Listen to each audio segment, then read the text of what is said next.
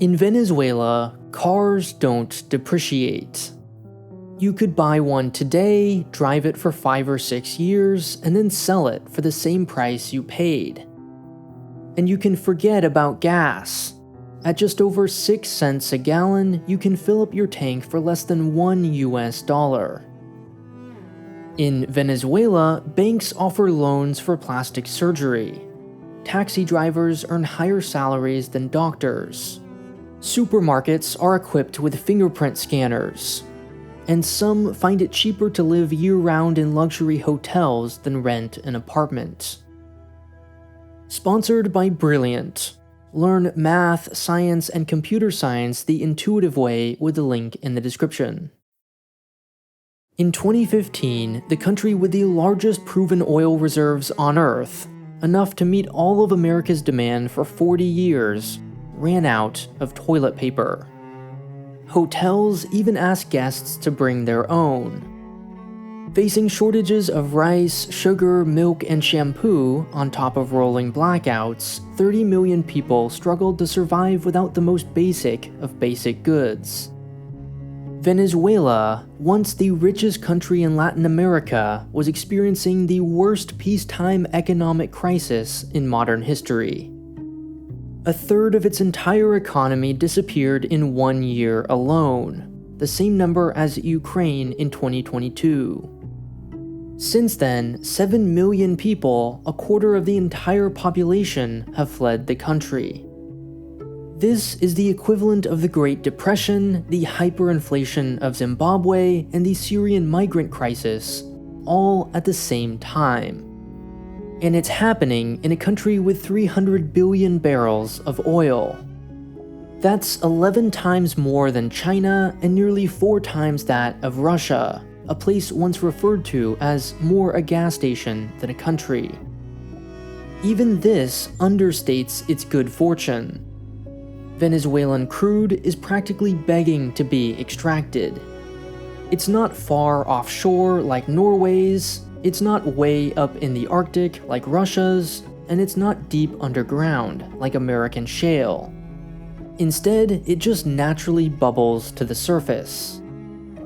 And as the Gulf states prove, one does not need smart technocratic governance, liberal democracy, or even remotely favorable geography.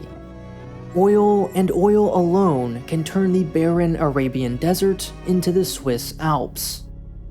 So, how did Venezuela go so terribly wrong?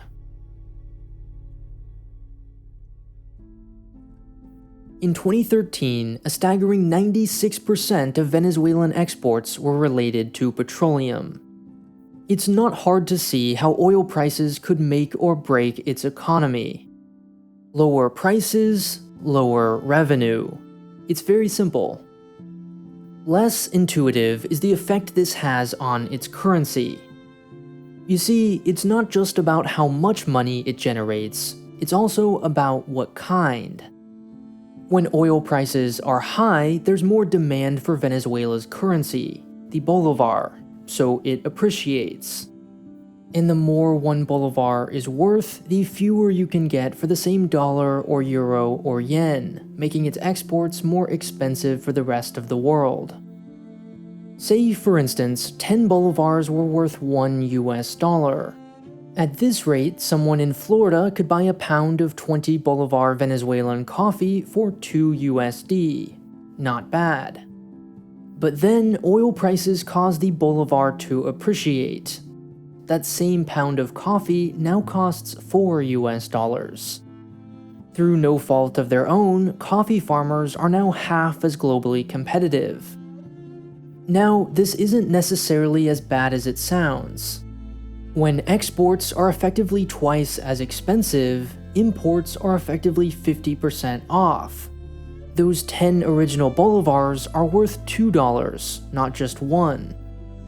It's no wonder virtually everything in Venezuela is imported, from appliances and cars to simple things like food and apparel. Even bolivars themselves arrive on 747s. All of this is to say, in Venezuela, the highs are high. Strong oil prices not only bring in loads of cash, but they also make foreign goods that much cheaper. In 1970, Venezuela had a higher per capita GDP than either Spain or Greece. Nearly 60% of the population was middle class, and the Concorde flew direct flights to Paris. Another explosion of wealth came during China's rise in the early 2000s. As demand for oil soared, the country even began importing doctors. But with such high highs come extraordinarily low lows. Because no smart politician withholds riches from voters, nothing is ever set aside for a rainy day.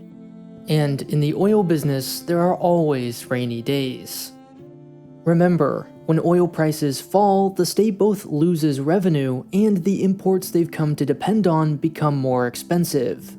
That's a brutal combination. Those coffee farmers from earlier go bankrupt when oil prices are high, leaving Venezuela without domestic producers of, frankly, anything when they aren't. This cycle of boom and bust has been going on since the first well was drilled over 100 years ago. But this latest crisis is especially prolonged thanks to a potent mix of weak oil prices and US sanctions, imposed after its president manipulated elections. Things got so bad that the country once ran out of money to pay its supplier of that money. So what was the government's solution? Print more money. Since 2007, the Central Bank of Venezuela is no longer independent, giving politicians direct control of the money supply. This, to everyone's surprise, led to something called inflation. At first, the government simply pretended it wasn't happening, refusing to release the data. By the time it finally gave up the charade in 2019, inflation was at 130,000%. About 129,997% higher than its neighbor, Colombia. While taxi drivers can easily raise their rates to adjust for inflation, the salaries of professionals were reduced to nothing. No wonder such a high proportion of migrants were doctors, lawyers, and professors. In Venezuela, they were effectively working for free. And when your savings today will surely become worthless tomorrow, there's no reason not to spend your paycheck immediately. When they ran out of cash, people simply took out loans to buy everything from TVs to plastic surgery. So the government took another page out of the just print more money school of economic thought: price controls. After all, if prices are too high, why not just impose a ceiling? In a sense, it works. State-run supermarkets are cheap. Ridiculously cheap. The question is there anything inside? Because prices are set well below market rates, shoppers are incentivized to buy as much as they can get their hands on. Anything you don't need can easily be resold for twice as much across the street, or 20 times as much across the border. It's estimated that up to 14% of Venezuela's highly subsidized gas is smuggled internationally. In 2015, lines outside grocery stores got so long that everyone was assigned one day of the week for shopping, based on the last digit of their national ID. To prevent the same person from using their quota at multiple stores, fingerprint scanners were installed at checkouts. Soldiers even patrolled the aisles. Here, once again, the government had a solution. In Venezuela, there is no one exchange rate. The value of your money depends on who you are. What could possibly go wrong? To encourage companies to import essential goods in short supply, for example, it offers a special favorable exchange rate. The way it works is that a foreign company, say a Brazilian rice producer, wants to be paid in the global currency of trade, dollars. For a Venezuelan company to buy and import that rice, therefore, it has to somehow get its hands on some USD. That's a problem, because until recently, the government carefully restricted access to foreign currency. Unlike most countries, you couldn't just walk down to your neighborhood currency exchange and trade some cash. Huge multinational corporations like Pepsi had to apply for the chance to exchange their bolivars for US dollars.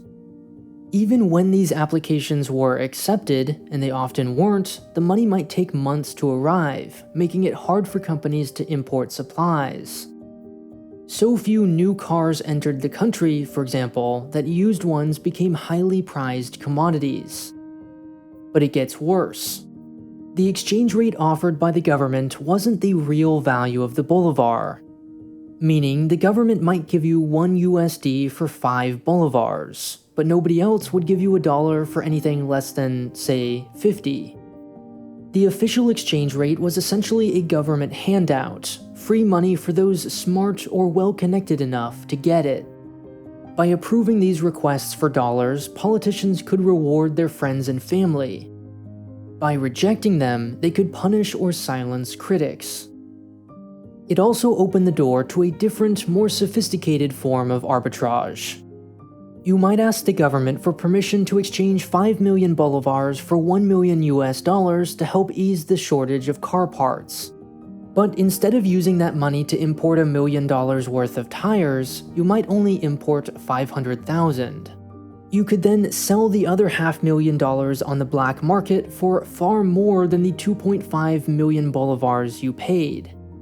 And just like that, you've created money out of thin air. According to the government, you're the reason the system is broken. If only people bought from stores what they needed and nothing more. If only people stopped exchanging foreign currency. If only they saved and invested rather than spending everything they have. At the root of Venezuela's problems, the government claims, are individual opportunists. A similar argument is that the country is plagued by a culture of selfish consumption over prudent, long-term investment. Voters favor politicians who promise handouts over those with the foresight to save for the future. After decades of gross mismanagement, Venezuelans have lost faith in the collective power of the state. But if growing the pie is an unrealistic pipe dream, the only rational response is to fight for your and your family's slice. As the world enters a period of financial tightening and possibly even recession, today's sponsor, Brilliant.org, can help us learn from Venezuela by investing in our education and diversifying our skill sets. When times are tough, people invest in themselves. After the 2008 recession, US college enrollment increased by about 2.5 million. What I love about Brilliant, the interactive way to learn math, science, and computer science, is that it offers the perfect balance of structure and freedom.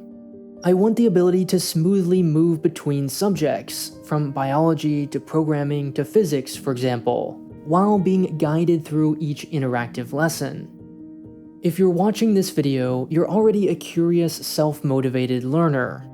Brilliant's lessons on topics like neural networks, calculus, and my personal favorite, game theory, can help you take your learning to the next level.